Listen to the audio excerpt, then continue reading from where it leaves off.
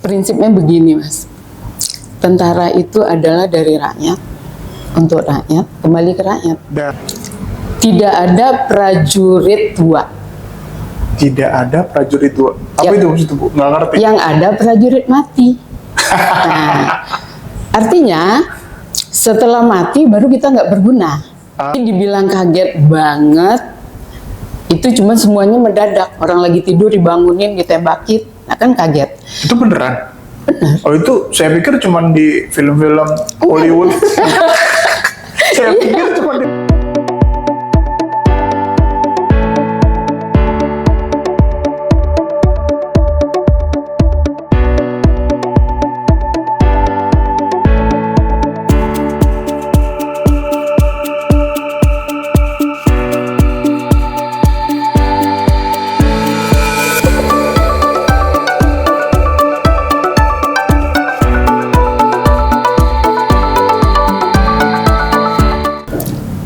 Selamat malam rekan-rekan dari Gidea Creatives. Hari ini kita ada di Uncle House.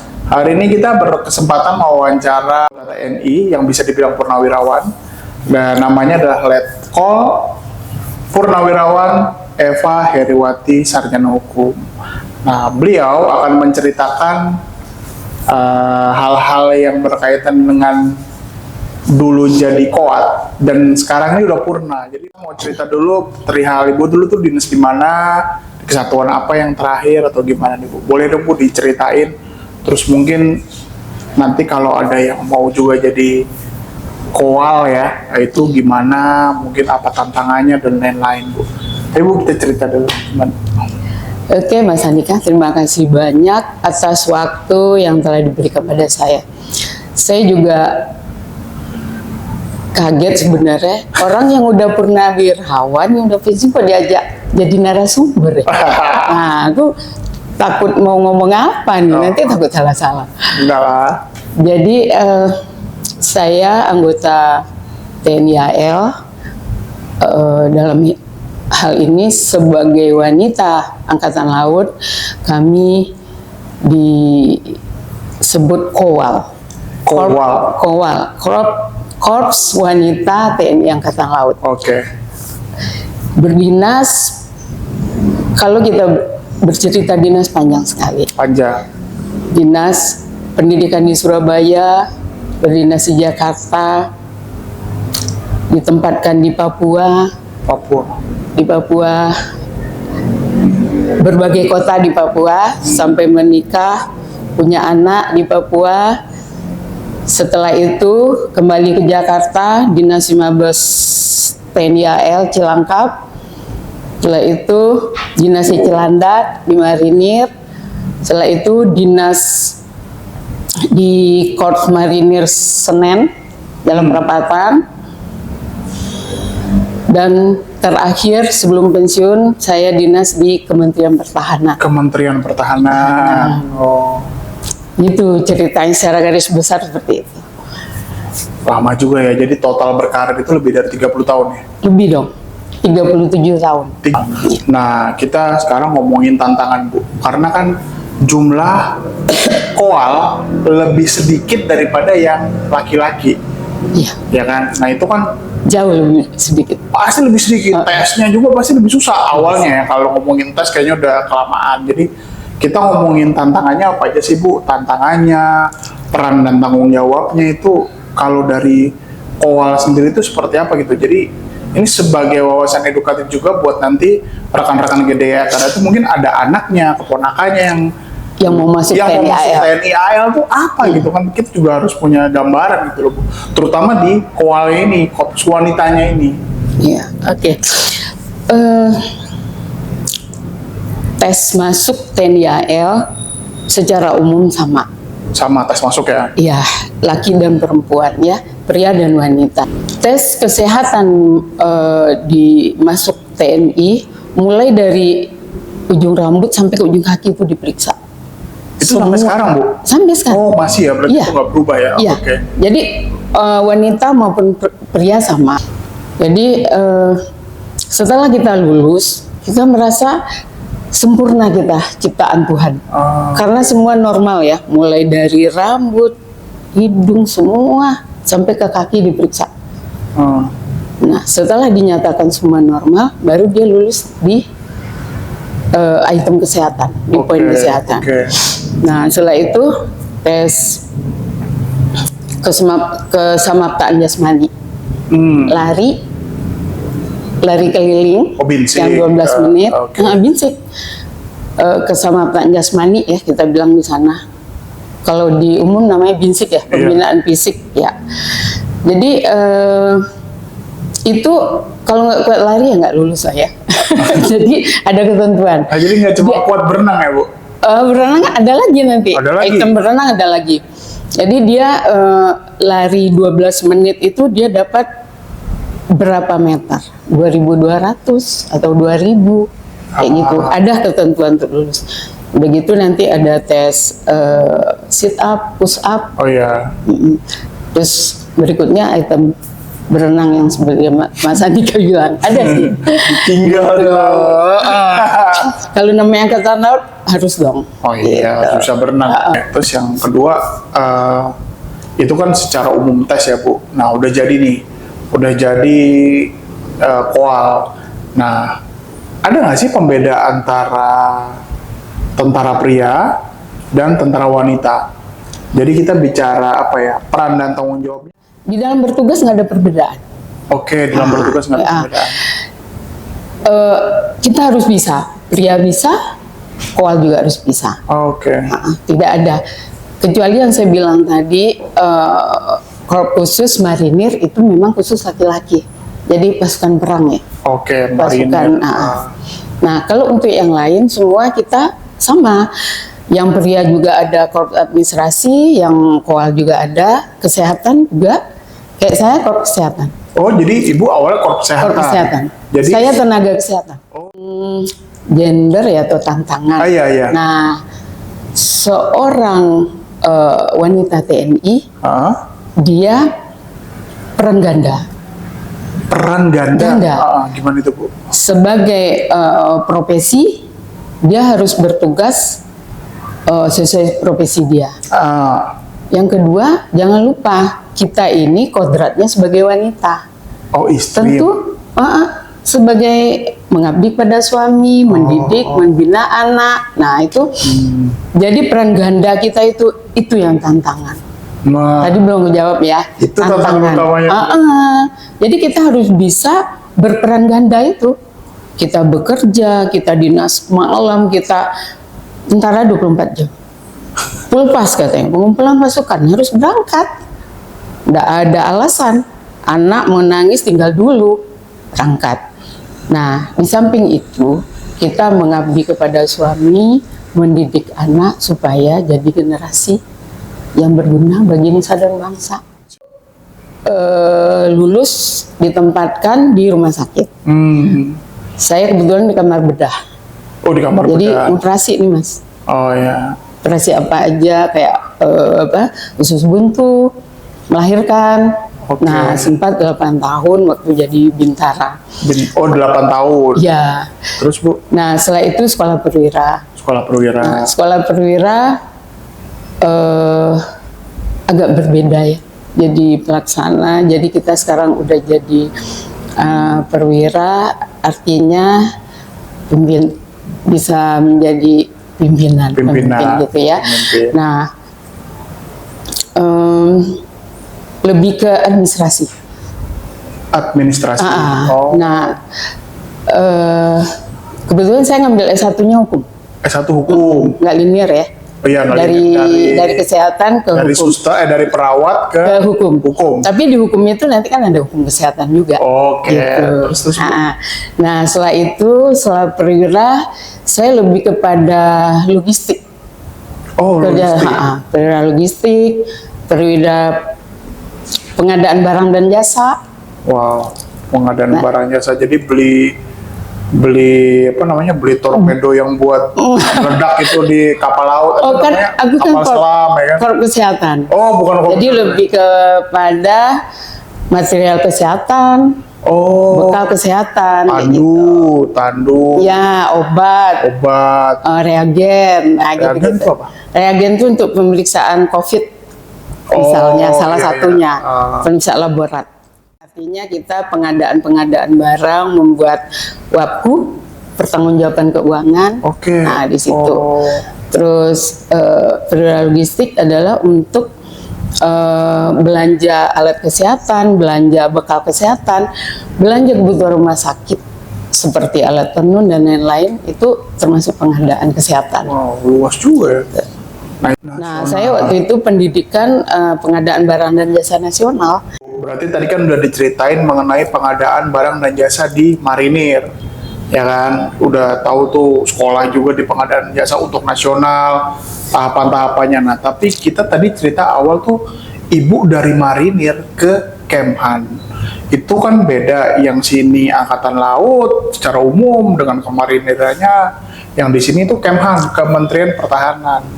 Ini gimana nih? Saya orang umum bingung nih. Itu Kok bisa? kok bisa? Pertanyaannya kok bisa gitu? Kok bisa ke Kemhan? Untuk anggota Kota? di BKO ke Kementerian Pertahanan, emang itu bukan kesatuan kita TNI AL, bisa masuk ke Kementerian Pertahanan, itu adalah kebutuhan organisasi. Jadi di Kemhan itu, Kementerian Pertahanan atau Kemhan ya, itu ada TNI AD, ada TNI AL, ada TNI AU, tapi Polri tidak. Jadi 3. Terus ada ASN-nya. Sipil. PNS sipilnya. Sipil. Jadi kenapa saya bisa ke sana, itu kebutuhan organisasi. Jadi di saat itu yang menjabat di Kemhan rolling nih, dipindah. Nah, masuklah saya ke situ. Nah, kita nggak tahu itu dari pengaturan personil. Jadi mau ditempatkan di mana, semuanya di Dinas Personil Angkatan Laut. Gitu. Nah, terus ngapain? Kalau di sana kan ngurusin barang dan jasa, pembelian barang dan jasa sebelumnya. Ya, sampai di Kemhan saya kasih Kesmil ya, kesehatan militer. Kesehatan militer. Itu membuat produk peraturan Menteri Pertahanan. Apa itu? Permenhan. Peraturan Menteri Pertahanan. Nah, misalnya Permenhan tentang narkoba, Permenhan tentang rumah sakit, perawatan pasien, gitu-gitu. Nah, setelah kita membuat peraturan Menteri Pertahanan, kita sosialisasikan tuh. Makanya saya pernah ke Kalimantan, pernah ke Papua, menyampaikan kepada kesatuan-kesatuan TNI yang ada di daerah-daerah. Hal apa yang paling diingat dan paling berkesan selama jadi Kowal Dinas 37 tahun? Dukanya dulu, sukanya belakangan. Dukanya dulu, kalau suka pasti banyak. Dukanya dulu, apa tuh dukanya? Duka, aku sih easy going ya, jadi nggak begitu merasakan duka. Tapi bolehlah, waktu pendidikan misalnya, dari umum menjadi seorang anggota, kaget. Tapi dibilang kaget banget, itu cuma semuanya mendadak. Orang lagi tidur dibangunin, ditembakin, nah kan kaget. Itu beneran? Bener. Oh, itu saya pikir cuma di film-film Hollywood. Saya pikir cuma di film Hollywood. Kan saya nggak tahu. Jadi dibangunin waktu pertama tembak-tembak kan, gitu. jadi kaget apaan nih gitu. Ternyata suruh kumpul, disuruh berbaris sampai besok pagi itu tengah malam itu. Jadi itu yang paling berkesan. Itu yang tidur nyenyak. Bayangin temen-temen nih. Ada yang pakai bajunya orang, ada yang pakai topinya orang yang tidak sama, jadi lucu-lucu banget. Setelah waktu malam kita dikagetkan, biar tahu, oh itulah tentara gitu, siap, setiap saat harus siap, gitu. Nah, sekarang dunia ketentaraan selesai dari dinas, dari perwira sempat terakhir di Kemhan, ada produk-produk hasil tentang kebijakan-kebijakan mengenai narkoba. Nah sekarang Purna, saya lihat nih Bu Purna nih sibuk. Nah, Bu Purna ngapain aja Bu? Menyibukkan diri ya. Wah malah sibuk beneran. Bu Purna ngapain aja nih sekarang? Kesibukannya. Jadi prinsipnya begini Mas, tentara itu adalah dari rakyat, untuk rakyat, kembali ke rakyat. Dan Setelah Purna, berarti kembali bergabung dengan masyarakat. Ya, prinsipnya gini, doktrin. Kita punya doktrin bahwa dimanapun kita berada harus menjadi teladan bagi orang lain. Tidak ada prajurit tua. tidak ada prajurit tua. Apa Ya. itu maksudnya Bu? Nggak ngerti. Yang ada prajurit mati.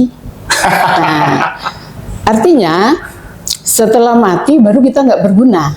Artinya pengabdian tuh sampai akhir, tiada batas. Oke. Terserah mau ngabdi di mana saja, di keluarga, di lingkungan, RT, RW. Makanya saya mau waktu itu, kenapa saya mau jadi ketua RT?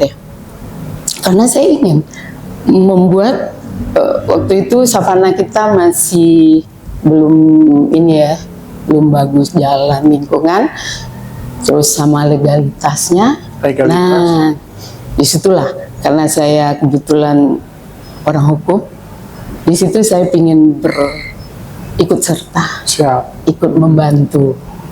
Makanya 1 periode aja, nggak boleh lama-lama. Besok pilih lagi dong. Jangan.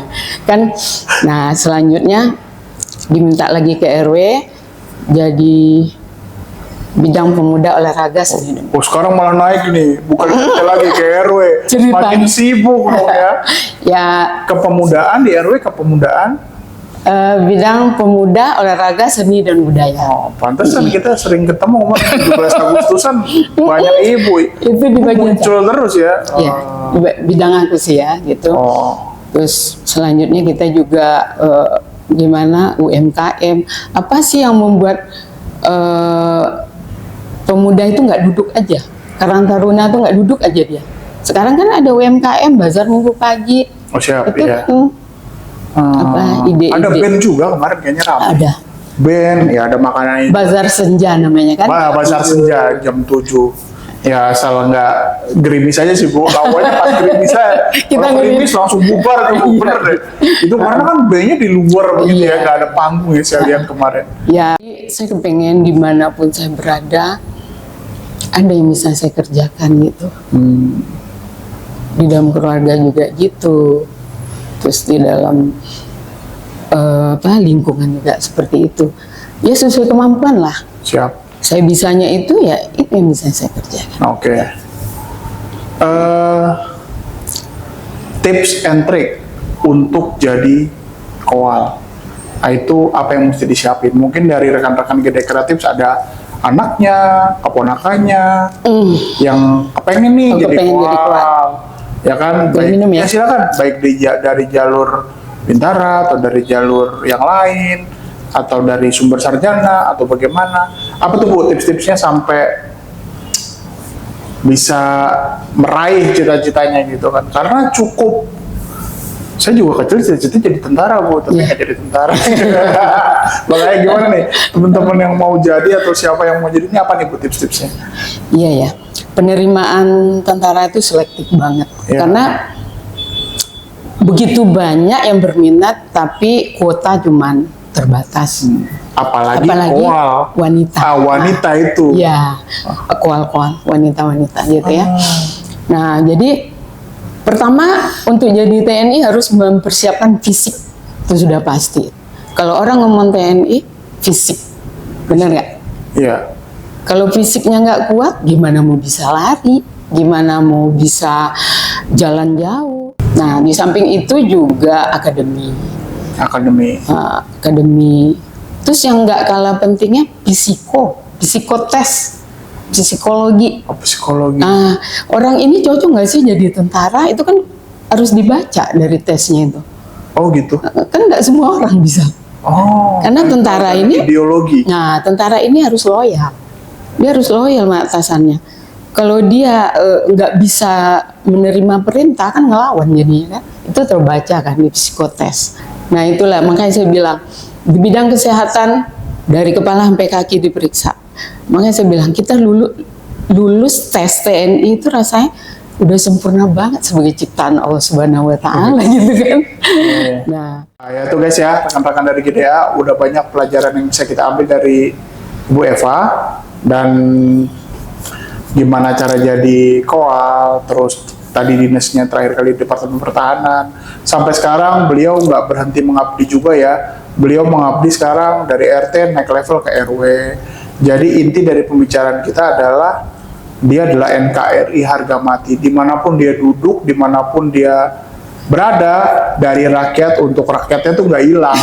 Jadi itu doktrin itu nggak hilang. Jadi bener harus tetap, mau dia TNI mau dia nggak ada TNI, tetap harus dari rakyat untuk rakyat. Kita memang hidup di antara semuanya kan, semua yang ada di lingkungan kita, berkelompok dan berkelompok. Jadi mungkin itu aja malam ini.